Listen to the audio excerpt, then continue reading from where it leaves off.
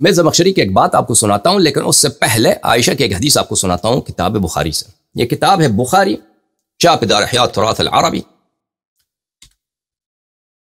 جو سنہ 1422 میں چھپی ہے۔ ملاحظہ فرمائیں یہاں پہ صفحہ نمبر 944 میں، یہ صفحے کے آخر میں اس حدیث کی ابتدا ہے، حدیث نمبر 5127، اور یہ بھی کوئی حدیث نہیں ہے، یہ حدیث کا نمبر تو دے دیا کہ 5127، یہ سب عائشہ کی باتیں ہیں، کوئی حدیث ہے نہیں۔ اچھا، ان عائشہ اخبرت ہو، اور وہ کہتے ہیں کہ میرے خالہ عائشہ نے مجھے اس طرح خبر دیا ہے، اس نے مجھے اس طرح سنایا ہے۔ کیا سنایا؟ النکاح فی الجاہلیت کان علی 4 انحاء، جاہلیت کے زمانے میں 4 قسم کے نکاح ہوتے تھے۔ فنکاح منہا نکاح الناس اليوم، وہ ایک نکاح تھا جو شریف لوگوں کا تھا، جو ایسے آج ہے کہ ایک مرد جا کے کسی عورت کی خواستگاری کرتا ہے، رشتہ مانگتا ہے، شادی ہو جاتی ہے، آپس میں رہتے ہیں، بچے پیدا ہوتے ہیں، ٹھیک ہے نا، یہ ایک ہے۔ نکاح آخر، ایک نکاح ہے، یہ اس طرح ہوتا تھا کہ اس کو بولتے ہیں نکاح الاستبضاء، نکاح الاستبضاء، استبضاء بولتے ہیں کہ کسی شخص سے نسل لینا۔ وہ کس طرح ہوتا تھا؟ عائشہ کہتی ہیں کہ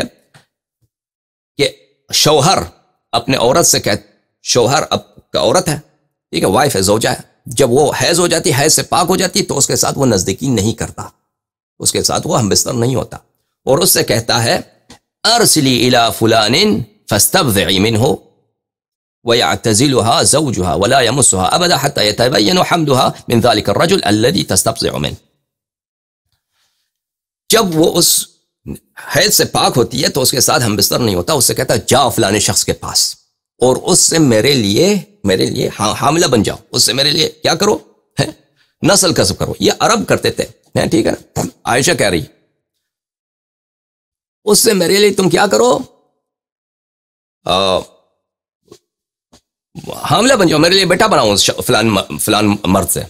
اور وہ جاتی تھی وہاں پر اس شخص کے ساتھ، مثلا کچھ جو اپنا منہ کالا کرتی تھی، اور واپس آتی تھی تو اس وقت تک یہ یقین ہو جائے کہ واقعا حاملہ ہو چکی ہے، اس کا شوہر اس کے ساتھ ہم بستر نہیں ہوتا تھا، ٹھیک ہے نا۔ وہ یہ کس لیے کرتے تھے؟ انما يفعل ذلك رغبة في نجابة الولد، یہ اس لیے کہتے تھے کہ ہمیں نجیب اچھا فرزند نصیب ہو۔ کوئی شخص خوبصورت ہے مثلا شہر میں، ٹھیک ہے نا، کوئی شخص بڑا لمبا چوڑا آدمی ہے، کہتے ہیں کہ اس سے نسل لینا ہم نے، تو اپنے عورت کو اس طرح بیچ دیتے اور خود اس سے بستر نہیں ہوتے تھے اس وقت تک کہ وہ عورت کیا ہو جائے، حاملہ ہو جائے۔ یہ نکاح الاستبضاء ہے۔ اچھا، ایک اور نکاح ہے، نکاح الرحم، نکاح آخر، تیسرا نکاح، يجتمع الرحم ما دون العشرة فيدخلون على المرأة كلهم يصيبها فإذا حملت ووضعت ومر عليها ليالي بعد أن تضع حملها أرسلت إليهم۔ کہتے ہیں کہ تیسرا نکاح یہ ہے کہ 10 سے کم تر، 10 سے زیادہ نہیں، 10 سے کم تر، 9 8 مرد ایک عورت پہ سب جو ہے وہ کیا کرتے تھے، جمع کر دیتے ہیں، پھر وہ حاملہ بنتی تھی، اور پھر وہ جب اس کا فرزند پیدا ہوتا تھا تو اس کو عورت اپنے بچے کو بیچتی تھی کہ ان مردوں کے ساتھ، 8 9 جتنے اس کے تھے بوائے فرینڈز تھے، تو کسی کو حق نہیں ہوتا تھا کہ کہہ دے کہ یہ میرا فرزند نہیں ہے، حتی یجتمع علیہا، سب آتے تھے اس عورت کے پاس، تقول لهم قد عرفتم الذي كان من امركم وقد ولدت فهو ابنك يا فلان، تسمي من احبت باسمه فيلحق به ولدها لا يستطيع ان يمتنع به الرجل۔ پھر جب میٹنگ ہوتا تھا نا وہ 10 آدمیوں کا، عورت کہتی تھی کہ آپ سب کو یاد ہے کہ آپ سب نے میرے ساتھ مل کے یہ کام کیا، اب میرا بچہ پیدا ہو گیا تو اب سن لو، یہ بچہ فلان آدمی کا ہے، یہ بچہ فلانے کا۔ وہ عورت جس کو پسند کرتی، جو بوائے فرینڈ اس کو پسند ہے، کہتے ہیں اس کا بیٹا ہے، پر کسی کو حق نہیں تھا کہ اس کے ساتھ نزاع کرے کہ میرا بیٹا نہیں ہے، ٹھیک ہے نا۔ اور پھر ایک اور نکاح بھی ہے، نکاح الرابع، وہ 10 سے زیادہ کا ہے، وہ 10 سے زیادہ کا ہے، جو وہ جن کی بھائی، اور ایسے بھی عورتیں ہوتی تھیں 10 سے زیادہ مرد اس کے ساتھ کرو، پر اس کا فرزند جب پیدا ہوتا ہے تو اس کے لیے تو مشکل ہے کہ 10 وہ کتنے 50 آدمی نے اس کے ساتھ کیا ہے، پتہ نہیں، میٹنگ بلائے، میٹنگ تو نہیں ہو سکتا، پر اس کے لیے قیافہ شناس شخص کو بلاتے ہیں کہ تم دیکھ لو کہ یہ کس کا ہے، پر وہ قیافہ کہتے ہیں کہ بچہ کا شکل فلانے سے ملتا ہے، تو پھر کہتے ہیں کہ چلو اسی کا فرزند ہے، ٹھیک ہے نا۔ اچھا، یہاں پہ پہنچے تو ایک اور بات آپ کو سنائیں، وَكَانَ مُعَاوِيَةُ يُعْزَى إِلَىٰ 4، زمخشری صاحب کہتے ہیں کہ معاویہ ابن عاقلۃ الاکباد اس کا بھی 4 مختلف کیا ہے ڈسپیوٹس ہیں. 4 مردوں میں ڈسپیوٹ ہے کہ اس کا باپ کون ہے. یہ لوگ ہیں مسافر ابن ابی عامر، ٹھیک ہے،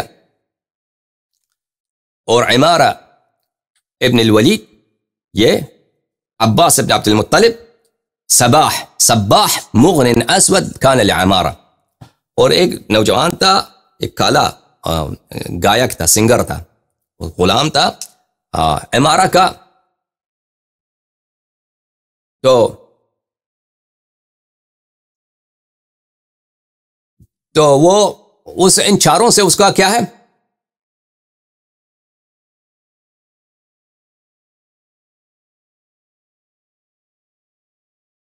ان چاروں سے منسوب ہے معاویہ. اچھا، قالوا كان ابو سفیان دمیما قصیرا. ابو سفیان جو تھا دمیم تھا، یا حاشیے پہ خود انہوں نے لکھا ہے دمیم کس کو بولتے ہیں؟ قبیح کو بولتے ہیں. اچھا، ابو سفیان جو ہند کا عاقلۃ الاکباد کا جو ہے شوہر ہے، وہ اس کا چہرہ بڑا خوبصورت نہیں تھا، وہ چہرہ بڑا قبیح تھا، قد بھی چھوٹا تھا نا، قد بھی چھوٹا، چہرہ بھی بہت ہی ہولناک. تو اس ہند کو زیادہ پیار نہیں تھا اپنے شوہر سے. لیکن یہ جو صباح تھا شابن وسیمان، یہ جو سنگر تھا، کالا سنگر تھا، میوزیشن تھا مکے میں، وہ عمارہ کا غلام تھا، یہ جوان بھی تھا اور خوبصورت بھی تھا، کالا. فدعته ہند الى نفسها، پھر اس نے ہند نے اس سے اپنا کام کرایا، ٹھیک ہے نا. لیکن یہ بھی معاویہ بھی جو ہے اس کا نسب بھی جو ہے کہ یہ ابو سفیان ہی کا بیٹا ہو، اس میں بھی 4 مختلف لوگوں کا نزاع ہے اس پہ کہ کس کا بیٹا ہے. چل، یہ معاویہ کو بھی پتہ چل گیا. بھائی میں کسی کو گالی نہیں دے رہا، کوئی نہ کہہ دے کہ آپ گالی دے رہے ہیں. یہ کسی شیعہ کا کتاب میں نہیں پڑھ رہا، میں مخالفین کا کتاب پڑھ رہا ہوں، جماعت عمریہ کے اکابر کے کتابیں ہیں، ان کی کتابوں کو پڑھ رہا ہوں، سنا رہا ہوں آپ کو. ہم سے کوئی گلہ نہ کرے، کیونکہ اس طرح کے بہت ہیں ہمارے پاس، خدا جانتا ہے. اس طرح کی باتیں اتنے زیادہ ہیں کہ بے حساب. اگر ہم کھول دیں تو یعنی عوام آپ کے جو ہائی اسکول کے لڑکے ہیں، لڑکیاں ہیں، کالج کے لڑکے ہیں، لڑکیاں ہیں، اسٹوڈنٹس ہیں، وہ لعنت کریں گے ان کرداروں کا پر، اور ان کے پروفائل جب ہم کھولیں گے، حقائق جب ہم کھولیں گے، تو آپ کے لیے بہتر ہے. پھر میں نے عرض کیا ہے کہ ان مسائل کو نہ چھیڑو تو بہتر ہے. اور ایک جملہ یاد رکھو عزیزو، جب میں یہ سب کچھ آپ کی خدمت میں عرض کروں گا تو میں مختصر انداز میں پیش کروں گا. آج کوئی تفصیل کی ضرورت نہیں ہے، انہوں نے خود چھیڑا ہے اور مجھے مجبور کیا گیا ہے کہ اس مسئلے پہ تم بولو، جواب دے دو، ٹھیک ہے نا. تو میں مختصر انداز میں پیش کروں گا، لیکن یاد رکھو میں گالی نہیں دیتا، یہ گالی نہیں ہے. ہاں، تلخ حقائق ہیں، اور مجھے یقین ہے کہ بعد میں یہی مجھ پہ الزام لگے گا کہ اللہ یاری نے گستاخی کی ہے، بے احترامی کی ہے، توہین کی ہے اور گالی دی ہے. ابو بکر عمر کو ہمیں گالی دینے کی کوئی ضرورت نہیں ہے، اور نہ ہم گالی دینے کے اہل ہیں.